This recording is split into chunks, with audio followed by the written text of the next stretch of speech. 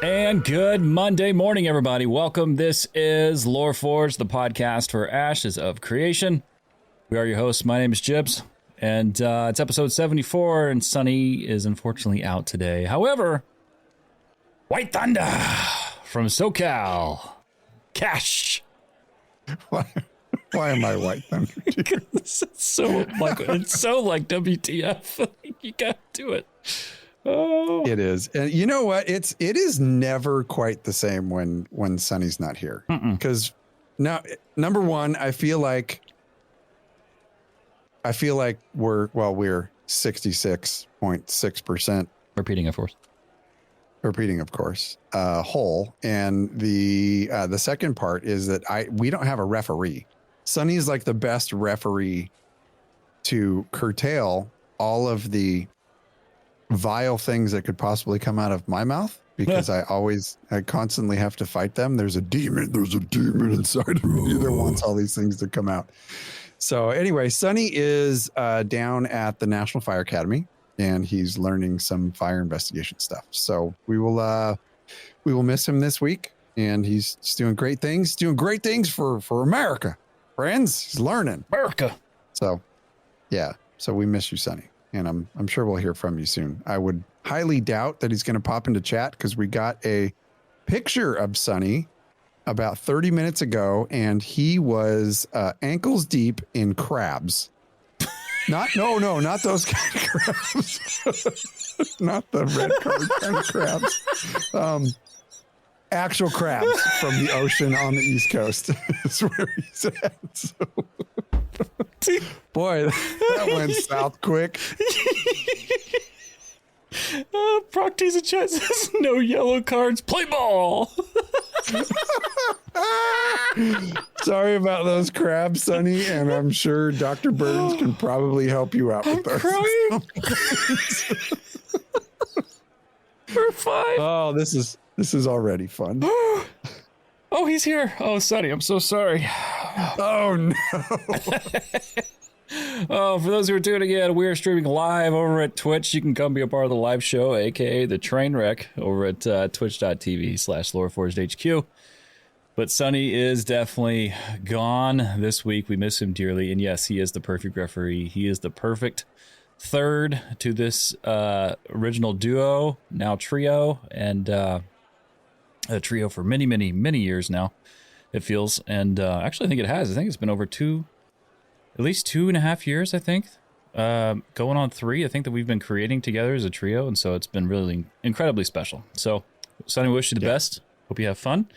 That said, enjoy all the red cards tonight, because when Daddy's away, the boys will play.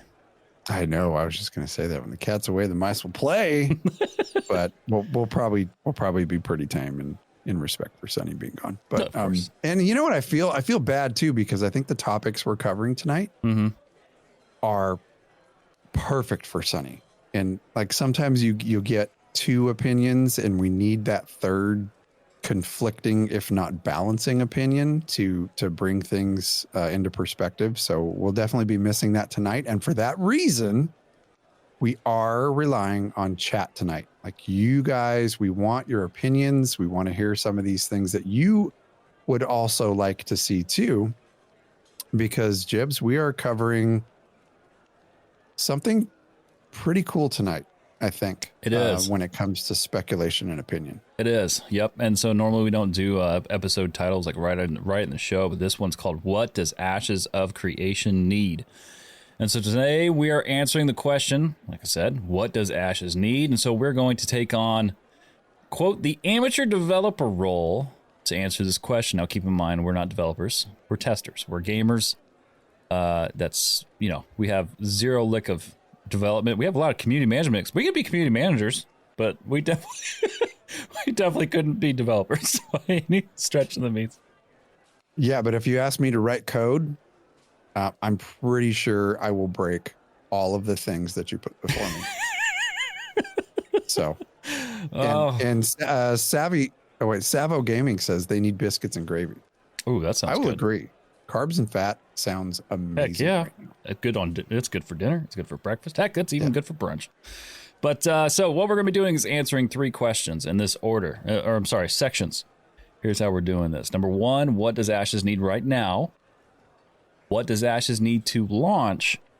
And what does Ashes need to thrive? And that's the focus of the entire episode today. And we spent the day, Kash and I apart, making notes of things that we were wanting to discuss. I have no idea what he's bringing to the table. He has no idea what I'm bringing to the table. And so, Kash, I'm going to open this up right now, and we're just going to go with you first. What does Ashes of Creation need right now? We've been in Alpha 2. We were in Phase 1. Actually, pre-Phase 1. Nope. And then Phase 1. And then we are in Phase 2. We've seen a lot. We've experienced a lot. And it's crazy to think we're on 74 episodes of the show covering this game, but here we are. What does Ashes of Creation need right now?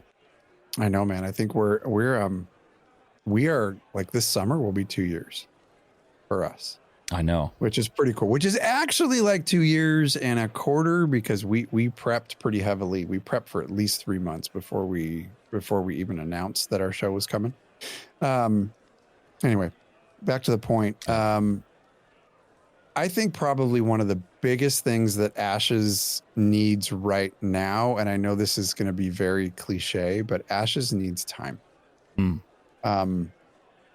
It needs bugs to get fixed. And we're all actively reporting those things as we play the game. And I would assume that bug reporting has slowed down a bit because they've also fixed a bunch of stuff. And we're kind of at the point to where it's like, okay, my horse locked up and now he's just like gliding across the Riverlands until I dismount and remount.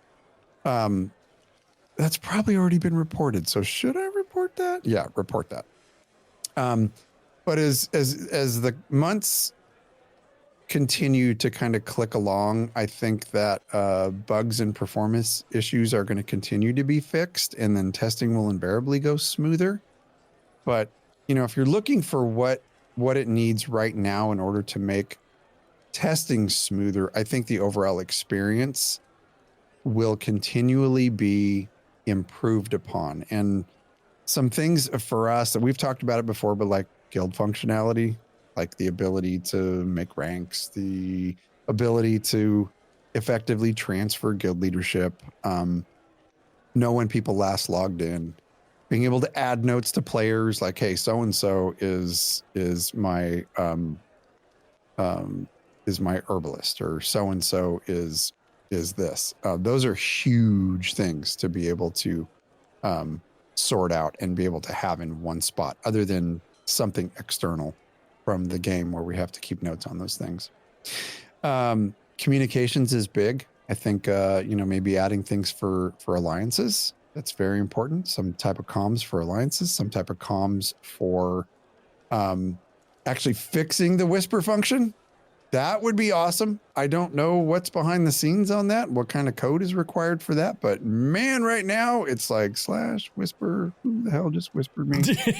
Got to add their name just to add it, but like a /R, and it automatically populates that person that last whispered you. That would be really nice, Clark, to have something like that. For overall functionality in the game, I think things like player stall improvements would be huge.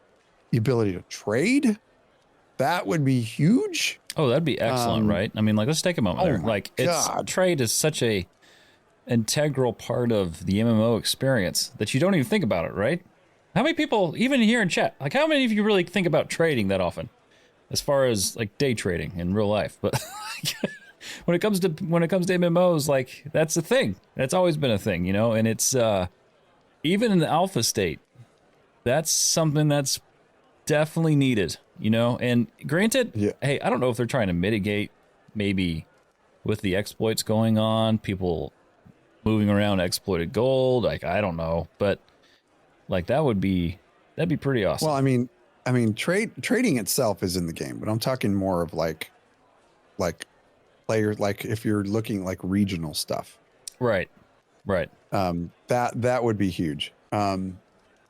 Trading overall, I mean, is there. You can trade from player to player, but being able to make those player trades and the player stalls regional, I think is a huge thing. maybe some increase in functionality there with player stalls, like searching, like maybe some drop downs so you can itemize things. Yeah. That kind of stuff is huge. I think a big thing for moving forward, and something that came to fruition here in the last few weeks for right now, is keeping up their visibility of basically ban hammering, or I don't want to say punishing, but yeah, it's punishing player exploits and people who are overtly griefing and being toxic. I think they have to keep those things up. Yeah. Because that has been a massive part of a lot of folks, I think, dropping off from testing.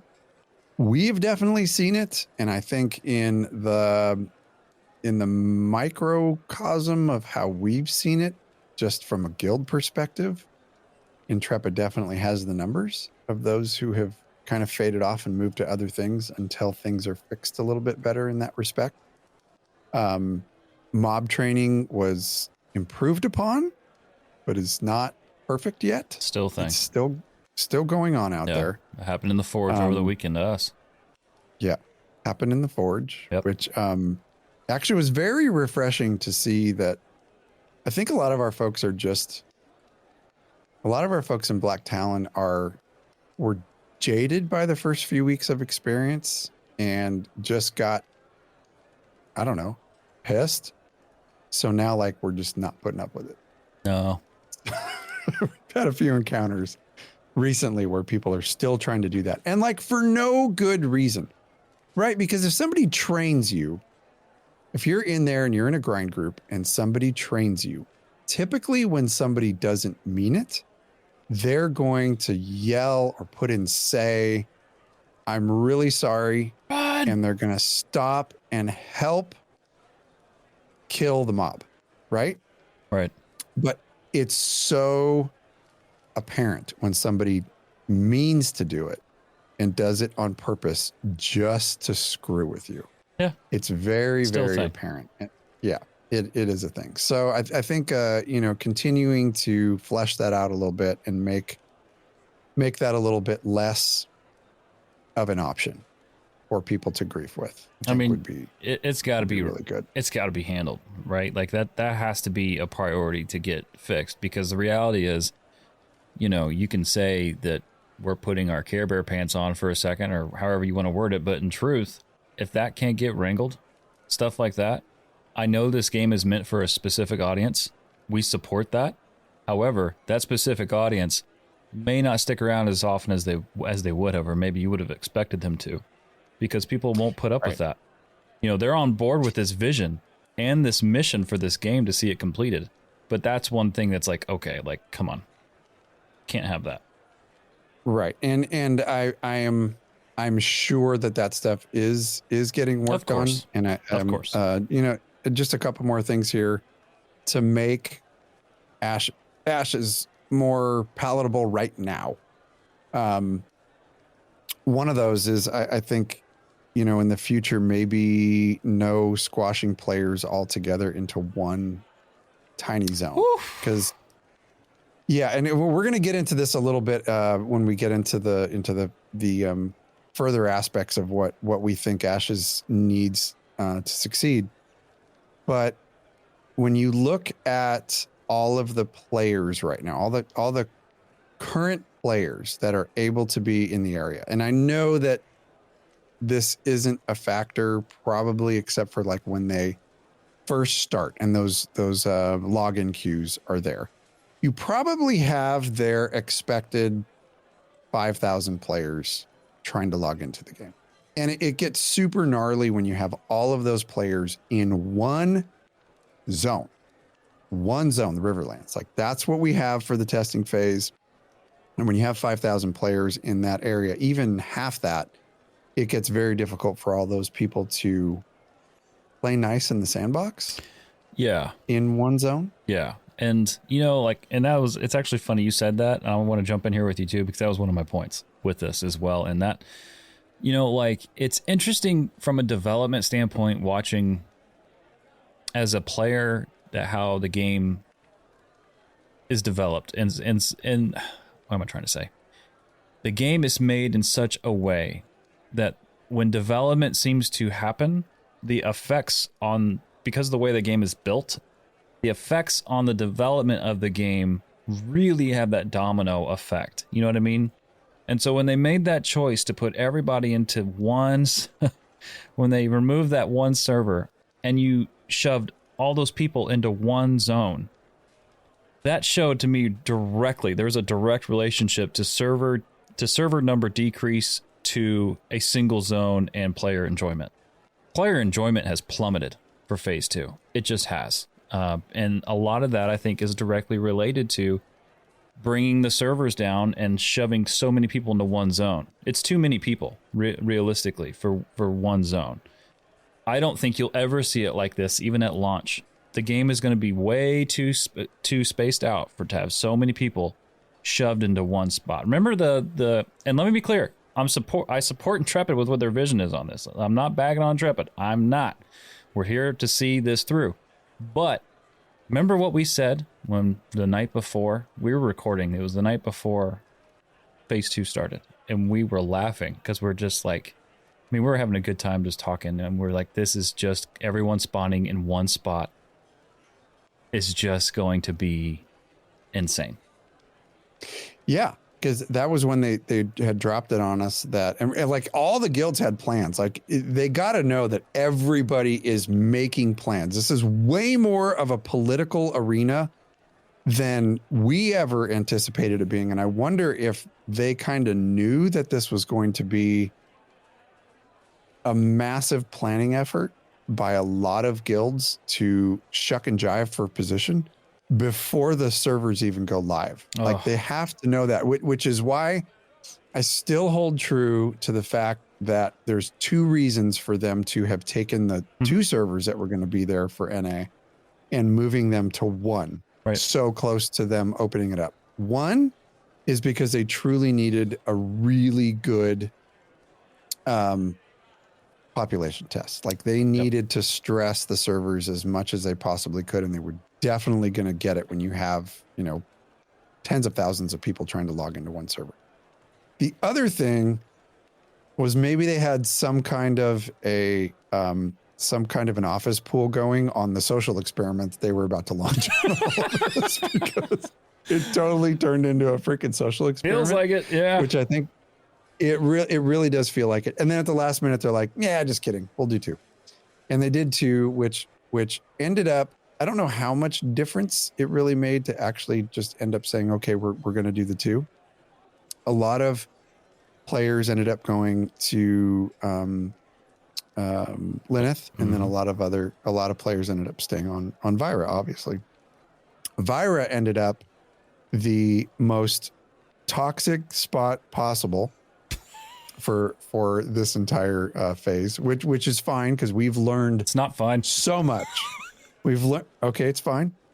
We've learned so much through this phase when it comes to human behavior and how much people can be assholes. Yeah, but it's true. But okay, so let's truly think about this. When you have 8 to 10,000 concurrent players, which is what is expected and projected per realm at launch. And I don't want to dive too much into what Ashes needs at launch because that's our next thing. But the current test realms are at 5,000 players concurrent. That's what they had planned for. Yeah. And knowing that there's probably not 5,000 people on Vyra at any one time, is it too much for one zone when at launch they're looking at 18 different zones to house 8 to 10,000 concurrent users? Is 5,000, which is half that number, too many for one zone? Oh, yeah. Oh, yeah. Thank you. Holy cow. Absolutely. Hey, I'll be your poster child for this. I am in full agreement. They needed these stats. They needed to be DDoS like they were early on. They're better for it. They're going to be better for it with all these stats, right? However, it is, how do I put this? It is, quote, an experience, end quote. Let me tell you. Yes, it is way too many people. And I think that is truthfully, the biggest struggle for the community overall. The feel from the community overall was because it's just too many people for one zone. And you compound that with a lot of the toxicity that's happened. And unfortunately, it has resulted in a lack, in a dwindling of, I'm not saying overall, let me be clear. No, I'm not saying Ashes is dwindling from an A2 standpoint, but there are players out there that have absolutely peeled off. And I get it. It can be very frustrating.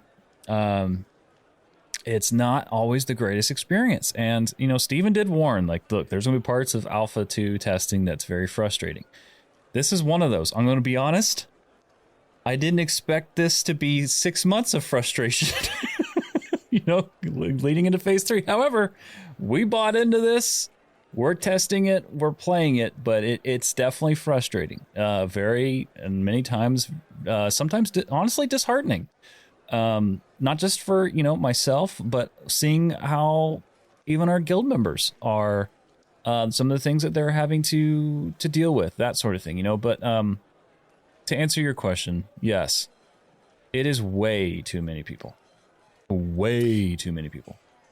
Right. Now, I think the thing to keep in perspective is that this is not the intended population center for launch. No, it is not.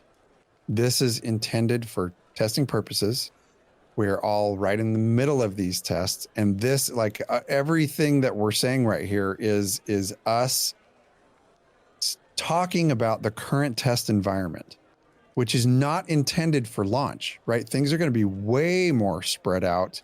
But right now, during this testing phase, everybody being in one spot makes it a little bit more difficult than it is most likely going to be at launch, because when you're going to have twice as many people as we have now at peak times, right? Or capacity spread out, or much more spread out, depending on where people pick to spawn and foster their nodes and stuff like that. You're going to have much more of a spread between the player population. So right now it's just a really tough time as they gather the data that they need to. And this is all by design. Like I'm completely convinced that this is all by design. They're putting all these people in one spot so that they can test the systems that they need to test server stability and things like that. So things are going to get much smoother as these biomes and zones, kind of take flight and expand and get bigger, and the world gets bigger. Yeah, I agree. I want to make one point before we move on to what does Ashes need to launch. There's one thing that I really think that it needs right now that I would love to see them just kind of go a little bit hog wild with. Because there's a real part of me that kind of wonders how planned that diminishing a server was. There's a real part of me that wonders, but I support it. I support them regardless. That said, there is one thing I would like to see them play with is adjustments to XP acquisition. So in other words, play with how the XP numbers are. Instead of just grinding, throw more XP on crafting. What's that look like? What if you boosted crafting up 100% with XP? Or, boost XP 100% from what it is with just crafting. Like, what would that look like? What would that feel like? Like, I want to test that from an questing standpoint. And even, events, I think they have a really good opportunity to, in this quote-unquote playground that we're kind of in right now, which really, truthfully, what it is, and when I thought of this earlier today, I'm like, you know what? This makes me feel even better. It's the Wild West right now. Like, there's no law. Right? So in a world where there's no law, have a little fun with the testing of XP. I agree. And there's a few really good comments in chat here, and it seems like they're clicking right along with us, which is nice. Because, when you have folks that are following a game, like for the most part, I think people that are in agreement with what we're saying or, have differing opinions are going to be in the chat. But, if you're in our chat right now, and if you're watching this, if you're actively playing, like you are the diehards, these are the folks that want to see this game succeed. And I think the general sentiment in chat right now is that, like Chaffee says, it only goes up from here. That's right. And you're absolutely right. And there's a lot of like, hey, like this is just this phase. Yep. Let's just embrace the phase for what it is, embrace the testing for what it is. I think there's a lot of folks out there, and there are definitely moments where us two, as avid players of the game and content creators, we are treating Alpha 2 Phase 2 as more of a launch title than we should be. And the problem is that the game it has very addicting and the game has its hooks in us, right? Yeah. And for those reasons, you tend to treat it more seriously than you would than it was just testing. We've said it before, like we were very surprised at how much more guild management and how much more politicking that we had to do in these early phases of the game. Like it has blown our minds. And that is because the game does have some very addicting things, and the game does forces you to actively play, as opposed to like, yeah, I'll get in for a couple hours and do some bug reporting. And like, it is not that kind of a test phase. No, it's not. No, it's tell you that. But you know what? Like as they're getting data from the things that they are, so are we, and that's irreplaceable. Like you say, it's almost treating this like a live game, and as that, we're experiencing a lot of things prior to launch that just and every guild is, right? So every guild is having the opportunity to experience things before launch. So it just makes them potentially makes them a better GM, makes them a better leader, makes the guild stronger and better in the long run. So even though a lot of things, in the server may be frustrating here or there, at the end of the day, you are getting that experience. You are learning, and really just hopefully, if GMs are taking notes, hopefully, they're just going to have a stronger ship at launch. Yeah, I agree. Couple comments here. Rain says it's a great start. I can't wait to see it finish. So many things I want to try fleshed out. And Foyt says it's hard to find something to fill the Ashes of Creation void. That's the Ashes of 100% believe in that and agree with that. So that brings us into the second phase of what we're talking about here. And that is, what does Ashes of Creation need to launch?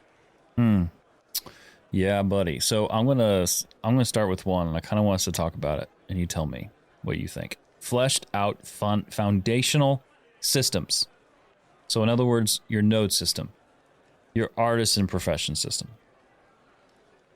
those initial foundational systems that are in the game that you would need to have in just not only their game, but in any general MMO, but specifically their game, because a lot of things that they're doing are so groundbreaking and or different and or treading new ground than other games have done. Those foundational systems to me are pretty important.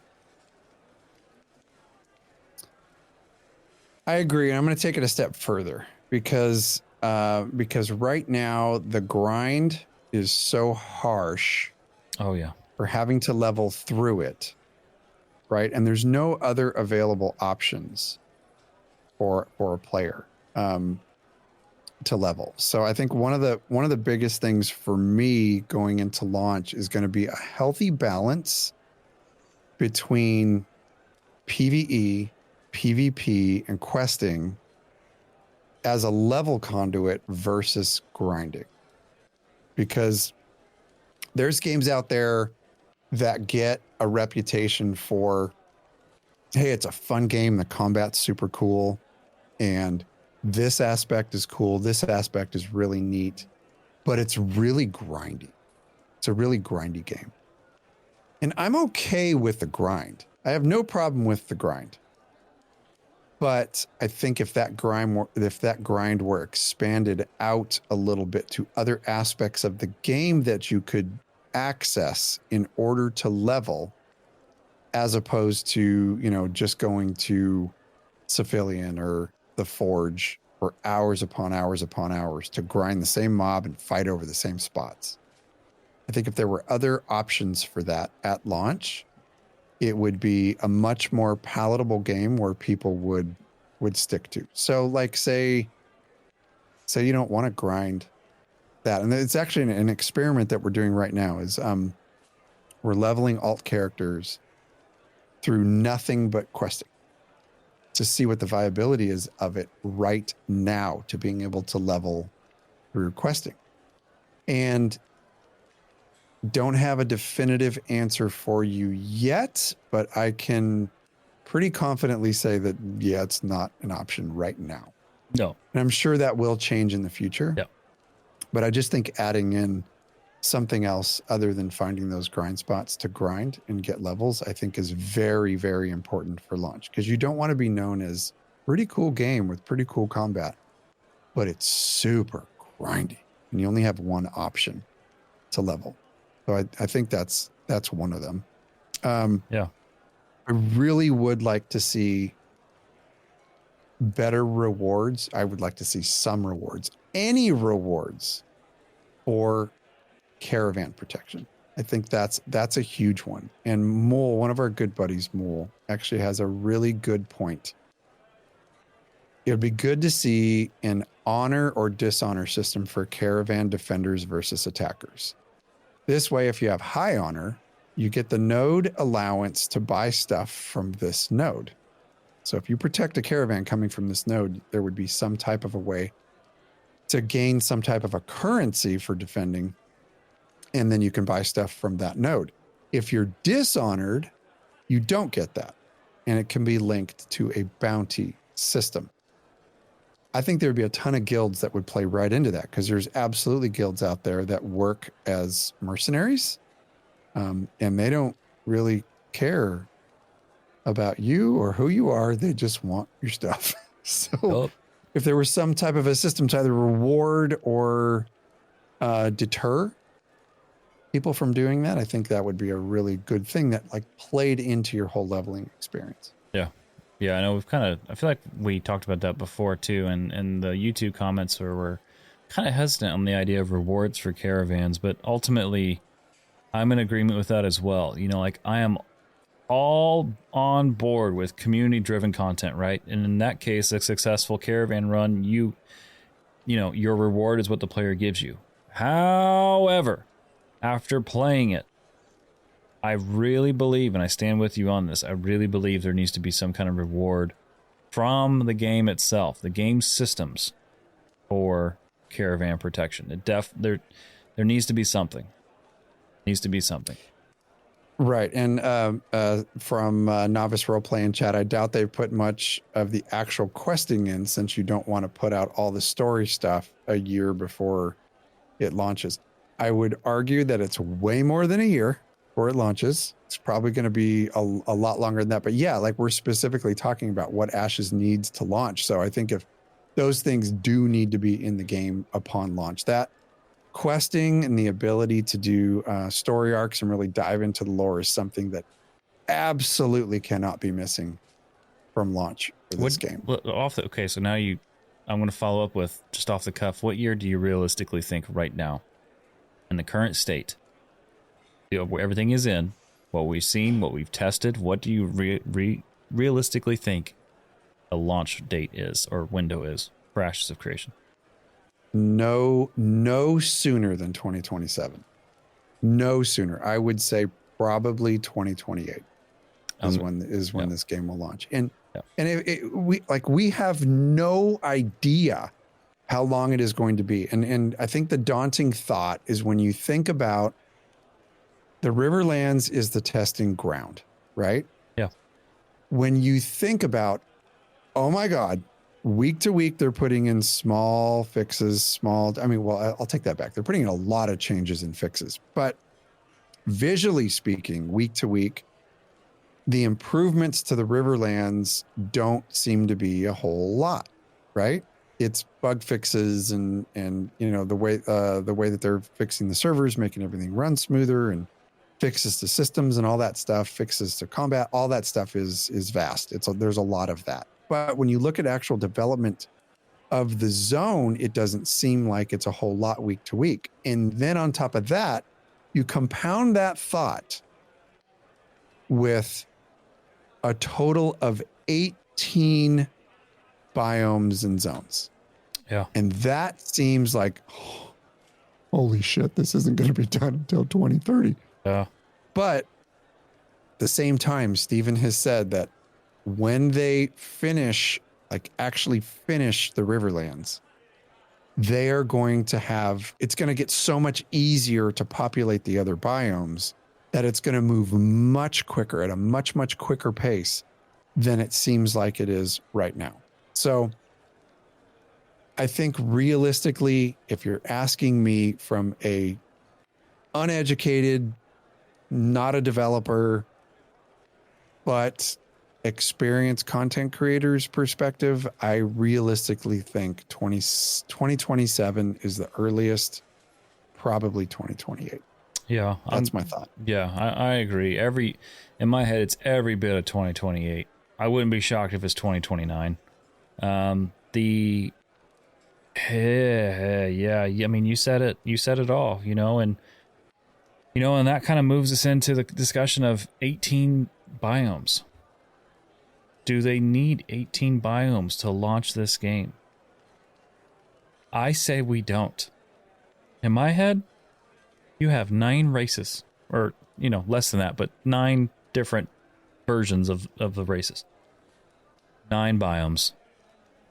9 races, 9 biomes. Launch. My concern is the 18 biomes is just, that's a lot to fill. That's a lot to fill. And I definitely have concern for that or feature creep with that, truthfully. I'm chuckling because Sonny's in chat and says, no, they don't, but they need more than one. Yeah, I know, Sonny. Yes, there is definitely going to be more than one. But this is where I started running numbers.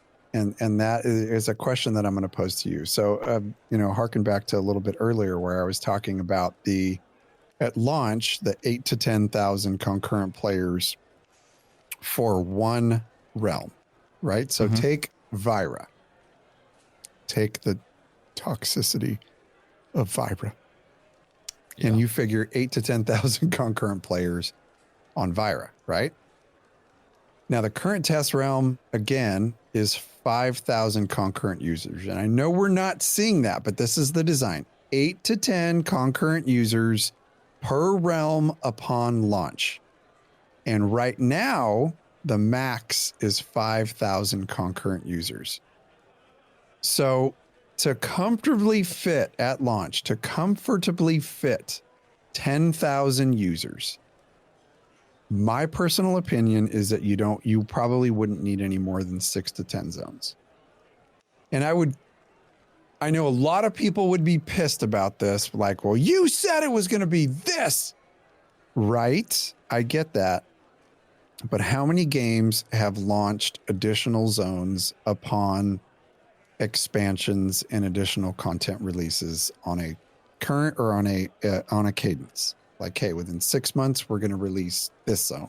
In another 6 months, we're going to release these 2 zones. That to me seems a lot more palatable if we're looking for the game to have an earlier launch. Otherwise, depending on the time frame that it takes, once the Riverlands are done and they have their exemplar in place, the Riverlands is the test ground. This is our exemplar. Now that we have this experience, we can easily start populating all of these other areas.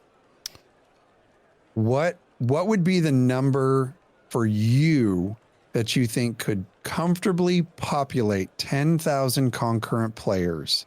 What are the number of zones that you think they could launch with? And it still feel active? Like an active world? Correct. 5. You think it'd be too spread out with just 5? Because how's it going to feel with 18? 18 is going to feel like a ghost land at just 10,000 players. If that's what it, ultimately launches with, is 10,000 people, it's too big. And I love this. I love the idea of a massive world. I love it. I love it. I love what they're building and what they're trying to accomplish.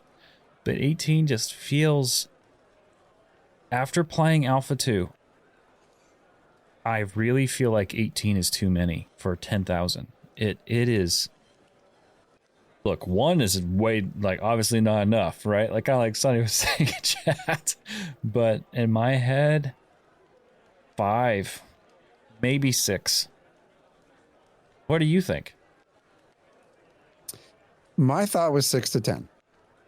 I thought 6 to 10 to fit 10,000 concurrent players would be very comfortable for them to launch with, and then subsequently release other zones on a cadence every 3 months, every 6 months. The thing that I look forward to are guilds having the ability, or alliances having the ability, to carve out their corners of the world. And then as people want to start vassalizing other nodes and people start wanting to expand out a bit, that it will bring a true feeling of conquest. When you have to travel the length from what we have now, from the desert to the tropics or more, with a force in order to start kicking tables over in another node. You're going to have to travel those lengths to do that, unless you want to start, causing shit in your own zones. You know what I mean? So I think there's a lot more opportunity there for you to have the time, the uncontested time, to build your nodes into what you want to build, actually see a metropolis, right? And then start forging conquest out into other completely different biomes, completely different zones. And it's strange to think about the fact that at one point there will be an entire different game being played on the north side of the map than there is being played on the south side of the map. Yeah. Just imagine the differences. You will be on the south side of the map, just living your life, doing your things with your blinders on, and have no idea what is taking place on the coast of Sujoma. Yeah. It's nuts. Yeah, absolutely. And, that's the goal, right? Like, that's the dream, to be able to have that sort of thing. But that sort of thing, I would really love to see them work up to, like you were talking about, like having some kind of maybe zone release cadence over, they're doing everything so different. Why not try something different as well for zone releases? But yeah, like that's definitely a legitimate concern, is, just having too many zones just to get the game to launch, but also too many zones and not enough people, so it's going to be interesting regardless. Let me throw one more at you. You tell me what you think. So for this, and then we probably should actually move on to the what does Ashes need to thrive, but meaningful and deep storytelling for Ashes to launch. Yeah, I agree 100%. Yeah. And the reason I say that is, and it's not just because, we're branded LoreForged, right? We love lore, and it's very obvious to folks out there that lore is a very, very important part to our gameplay for us. But you have to be able to fall in love with the world that you're playing in. There is zero doubt in my mind that people get into these games to get lost and to have portions of their day where they can concentrate on something else that they enjoy and love, other than all of the things that are going on in their life, right? Agreed. It's a huge part Agreed. of why we play role-playing games, because we want We want to live in a world that is something different than what we're experiencing in our day to day. And it's not to say that those things are bad. It's just to say that it's nice to escape. Like as a dad, as a dad and a professional worker, it is very nice to be able to forget those things and take this thing and turn it face down and not pay any attention to anything else other than what I'm doing. And part of that experience is falling in love with the worlds that I'm playing in. It's falling in love with the worlds that I'm reading books about. And so to me, to not have the story unfold in front of us, the story that we obviously are very, very interested in. A lot of other people are not. They could really give a crap about the story of Vera and the story of Sanctus and the story about everything that's happened in between. But if you don't have that type of content, even if you're space barring through that content, if that is not available in the game, and the only thing that's available in the game is grind spots and PvP, you'll lose a huge part of your audience. Absolutely. So those things for launch, again, like we're not talking about a testing phase. We're talking about what Ashes needs to succeed at launch. Those stories have to be in place for those players. You need a good balance between the people that just want to go out and kill people. You need a good balance of those people that just want to go out and loot your caravans, and the people who want to craft, and the people who want to know more about the Kayla Riverlands or the Jundark. They want to know about those areas. They want to know about the experiences of traveling from Sanctus to Vera. So that is 100% an integral part of what the game needs at launch. Agreed. All right, so let's move this into the last part of this, which is what does Ashes of Creation need to thrive? What do you have off the... I went last. What do you got? I have a few things here. I think one of the biggest things for me is to thrive. This is post-launch, folks. To thrive, I think you need a world that feels alive. I think you need NPCs that there's constantly things going on. You need interesting NPCs. You need to be able to, and this is hearkening back to the days of games like Skyrim or Elder Scrolls Online, where you can leave your city, you leave your node, and you pick a direction and you head in that direction, and you will invariably run into content to complete. I think that's a huge thing. Again, and something we talked about for launch is the ability to actually choose a play style that you're interested in, whether it's PvP, exploring, crafting, fishing, hunting, gathering, like whatever you're into. You need to be able to log in and get into the world and do those activities and have that be some type of a viable option for you to gain your levels. If that's how you live in the world, you should be able to level and progress in that thing in order to keep you engaged in the game. Because there will be days, bro, where all we want to do is just hang out and fish. And there has to be some type of progression there that will keep you logging into the game. There's other times that we're going to want to get in and explore. And in that exploration, do we have surprises around every corner? Are there items in the world that we're going to be able to find that are going to lead to additional quests? Are there going to be items in the world that are going to lead us to want to explore more or travel from the Jundark to, the Riverlands or other areas, or to Dunes and Kel, and flesh out why I picked up that parchment?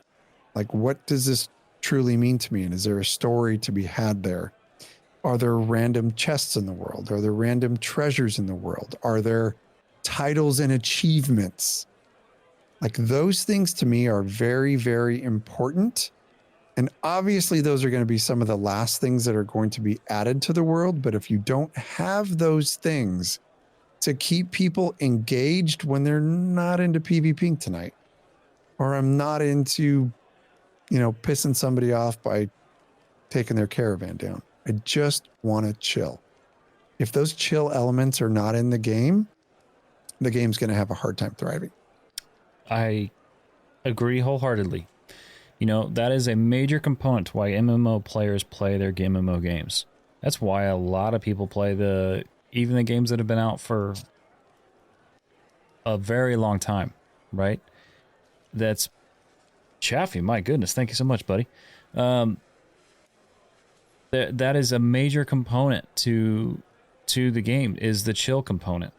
And if that is not there, if that is not present, and it is a PvP driven and the tension's high, it's always toxic, or it feels more toxic than not, you're going to lose a large swath of people. They won't stick around.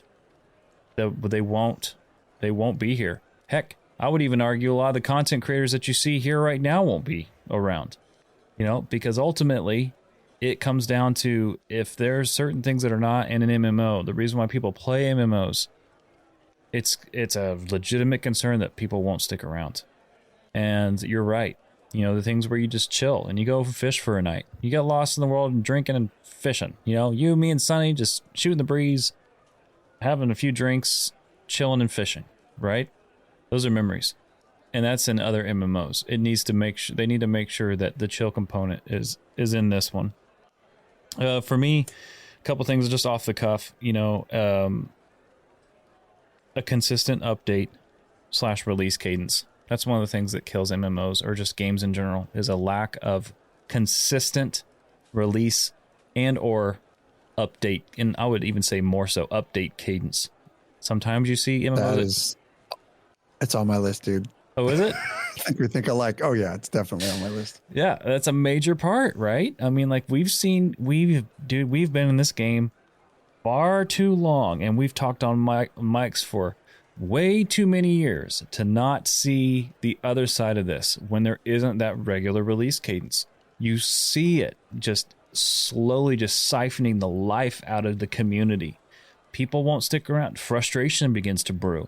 And then it becomes, how many times have we seen the player base, quote unquote, go to war with the developers because of a lack of release cadence? It's funny that you say that, because I think we saw a big change in a major game. We saw a big change while you and I were covering Elder Scrolls Online. Yep. And they went to this 3-month release cadence throughout the year. And they started doing these year-long progression things where every 3 months on the dot, they were releasing new content, fixes, updates, balances, all kinds of things they were releasing on a 3-month cadence. And what major game caught on to that and started doing the same thing? You go ahead. Yeah, it's World of Warcraft. Yeah, that's what I was going to say. Okay. it's World of Warcraft. Yeah. World of Warcraft started doing that a little bit after Elder Scrolls Online did, because there was a time where World of Warcraft was going a year plus. Yeah. On 2 years. On doing major content updates, and the player base was revolting. Yeah. So if Intrepid can find some kind of a really good balance in doing a release cadence, and I think that's why I'm okay with not releasing with 18 zones, 18 biomes. I'm totally fine with that. If they were to just stay on a steady release cadence where every few months they kind of, it's almost like the first dose is free, and then they just start feeding you every few months. They start trickling in content, and I'm talking about things like naval content. I think naval content is perfectly fine for an expansion. Oh yeah. Right? Oh my gosh, I think yes. people would be pissed, but I think it's okay, and that brings it to more of a palatable, not waiting until 2030 for full release of Ashes of Creation. It would allow them to release the game earlier and still have a trickle effect of all the things that they had promised was going to be in the game. They're going to be there. It's just going to take a little bit of time as we put these on a roadmap and start releasing them a little bit at a time. And like, I am completely fine with that. I think that is totally healthy as long as it comes with consistent updates and consistent balancing of, player classes, because we already know that combat and 64 options for your classes, like that is going to be it's going to be a dance at keeping that balance. So as long as that cadence can consistently moves, I think it's totally fine to release zones and major features of the game after launch. I'm fine with that. Yeah. Yeah, absolutely. I mean, and let me ask you a question.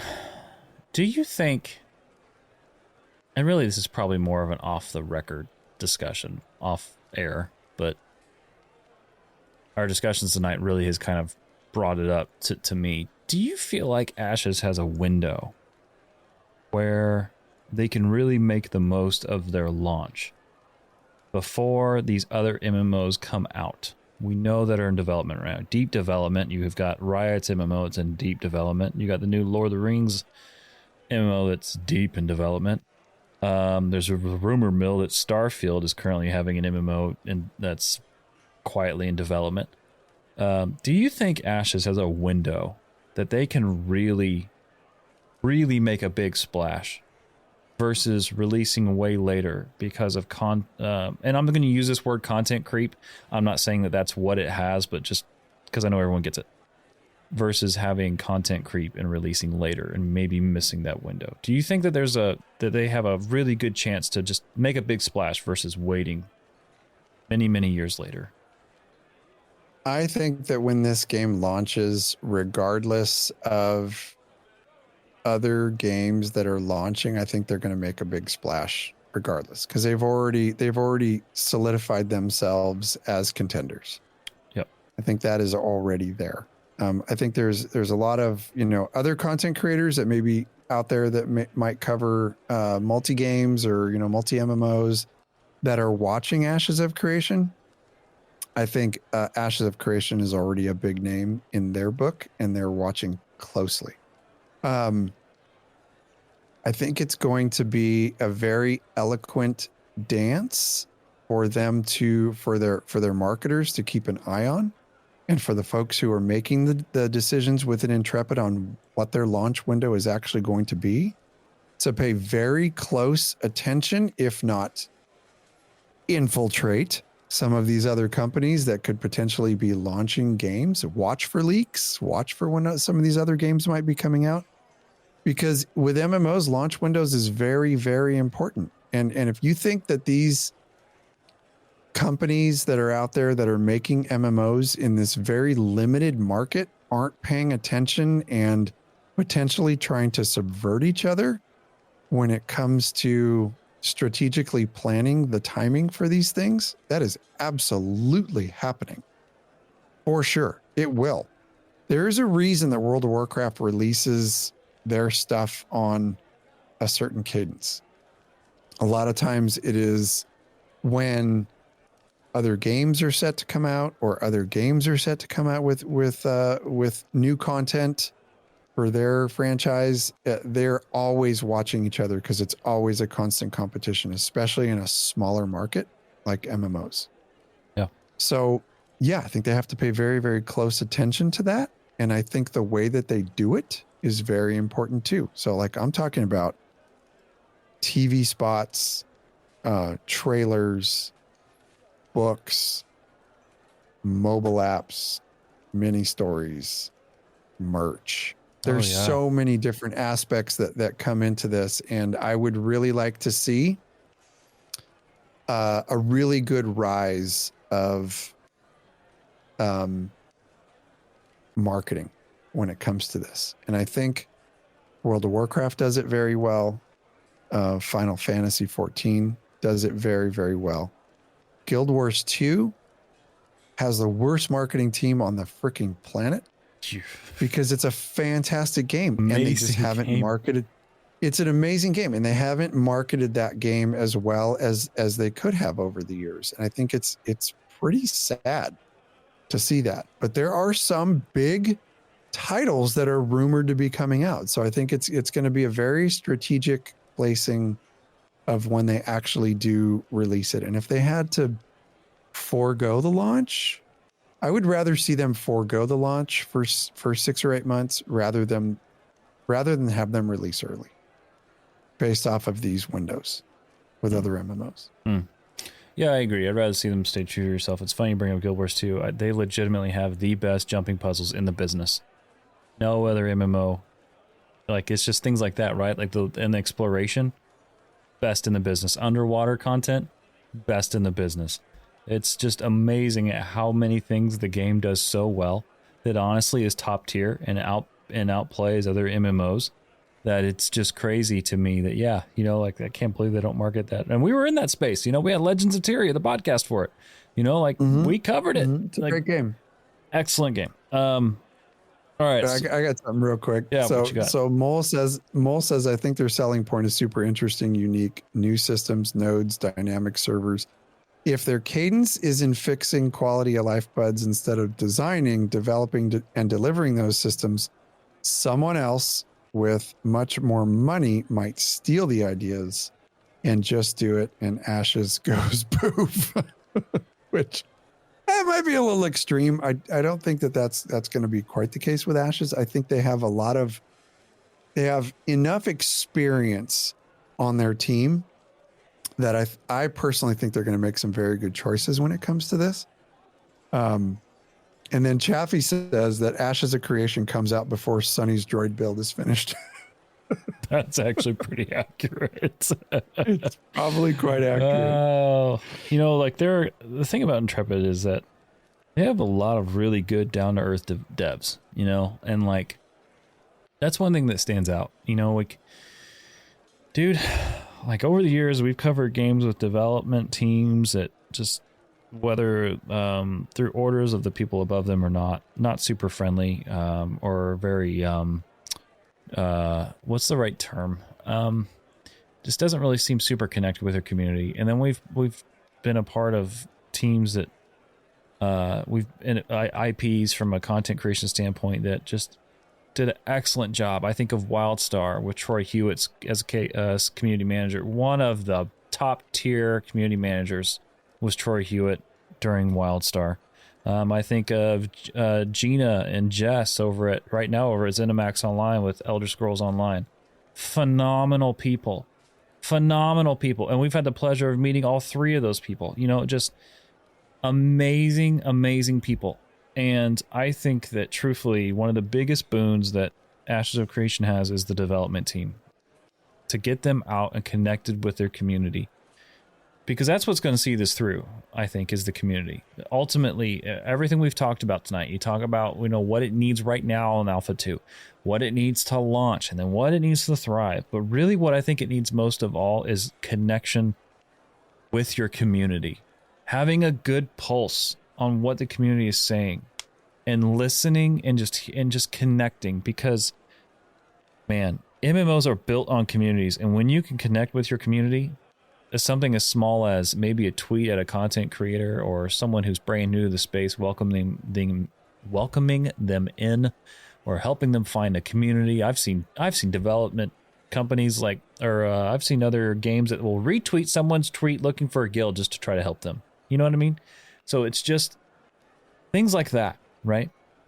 Those are the things to me, and I'm ending this rant here, that really speaks volumes, and that is connecting to your community. I think if they can do that, if Intrepid Studios and Steven and the rest of the team can do that, connect with your team, connect with your community, and be realistic, I think that we're in a great spot, man. I agree. Comment from Flaris. I think of the MMO market in the same way as burgers. Sometimes you want fast food, sometimes you want gourmet, sometimes you want homemade. But regardless, there's always someone who wants a taco instead and will poo-poo the burger places. That's true. It's true. And you know, it's a tack onto your comment about Intrepid's team. I think they've built a team of people who are willing, able, and excited. I think excited is the key word here, to go the extra mile to connect with their people. We've already seen it firsthand. I think there's plenty of examples, like their GMs being in the game, their GMs taking time out of their day off to pay attention to what's going on in the games and asking for logs and saying, can you send me a video? Here's my Discord. All the way to the lead developer of the game. And you're talking Steven is doing live streams on Twitch in his free time where he's playing the game, running around, interacting with people, looking for bugs, looking for exploiters, gifting people mounts. I saw Vladis run by me the other day with some freaking ungodly looking mount that I'd never seen in my life. And I was thinking like, where the hell did you get that? And I was thinking like the only way was probably Steven. At some point, them running into each other in the world and just like, bing, I grant you with a mount. And then there's this amazing thing. I've seen the community team answering tweets, responding to everyday players who have comments. They will respond. They will say thank you. They'll interact with you. And what I've seen in the past couple of years with dealing with Intrepid is that you have a team of people who are making this game who really care about the player base. Yes. And I think that is a huge thing. You want to talk about what Ashes needs to thrive. It's those moments where they can connect with the everyday player, content creators out, connection with the everyday player to let you know that we see you, we hear you, thank you for your feedback. And I've actively watched the way Intrepid responds to negativity. And every single time it's professional, it's moving things forward, it's positive, and it's not disparaging of people. Of course, they're a professional company, right? They're not going to disparage the a-holes who say the abhorrent crap that they say sometimes on social media because they're sitting behind a keyboard and they feel like, oh, nobody will punch me in the face over this, so I'm going to say whatever I want. And they do. And every single time Intrepid, when they responds, when they respond to negative comments, responds professionally. And I think when you have a base in your company like that, and these are the people that are interacting, and they interact positively every single time, they set the tone and it keeps people engaged. Yeah. And that's needed to thrive. I agree wholeheartedly. Wow. Well, friends, this was LoreForged episode 74. We hope you've enjoyed your time here with us. If you've enjoyed it, please let us know. Take a couple minutes, just 2 minutes. Leave us your review on Spotify and or comment in the YouTube comment section. Or yeah, you know what? I keep forgetting. You can comment on Spotify as well. Let us know your thoughts of the show. It really does help us and helps the great algorithm gods and guiding people like you to listen to a show like this. So we sure do appreciate it. You can always email us your questions. We'll rope them into the show. We'll do a mailbag segment. You can always email us, loreforgedhq@gmail.com. And of course, we have a website. You can visit loreforged.com. It's our landing page. You can find all the content there, from our YouTube series to many more things. I did mention YouTube. You can go there. We've got all kinds of lore that's there. Things that we did, server lore, show snippets, all the fun things. And of course, twitch.tv/LoreForgedHQ. And of course, Patreon. Patreon's a special thing to us because we always really want to make sure we're giving value to the people who do it. And so recently, we one of the things that we do, it's called the State of the Owl. It is our private episodes that are just for our patrons. Patrons also have special channels, that sort of thing. Shout out to all the patrons. You can go to patreon.com/LoreForgedHQ and check out even some of the articles we've been writing, whether you're a patron or not. It's a good time. So, yeah, Kash? Yeah, hopefully Sonny gets back from his stupid class so he can finish editing my book and we can get my book out for everybody who's interested in health and fitness for gamers. It's going to be a thing very quickly. Friends, you can follow us on X at LoreForgedHQ. You can follow us on Instagram at LoreForgedHQ. If you are interested in joining our guild, we are actively recruiting. We are the Blacktown Trading Company is a casual PvX guild for adults, parents, and working professionals. And that said, we are actively recruiting PvX players, including PvP players with some semblance of morals. We are actively recruiting people. So if you're interested in coming in, please do that. You can join our Discord at any of our links. And then the first thing you'll need to do after you join is apply for our guild. We do have some new members of our guild that we want to welcome in. I'd like to welcome in Edgewood. Good to see you, buddy. We've missed you. We're glad you're back. Yeah, buddy. Dandon, Little Rebel, Yajrobe, Valdemar, Oliver, and Guoba. Welcome to Black Talon. You made it through those. I was really kind of wondering if you were going to make it through, but you did. Good job on the pronunciations. Yeah, I kind of shit the bed on one of them. Yeah, a little bit, but Yeah, that's okay. I've had a Yellowstone-sized pour of whiskey that is almost gone. I finished my mason jar of wine. Yeah, the mason jar is empty. Well, everybody have a great week. We love you. See you next week. Safe travels, adventurers.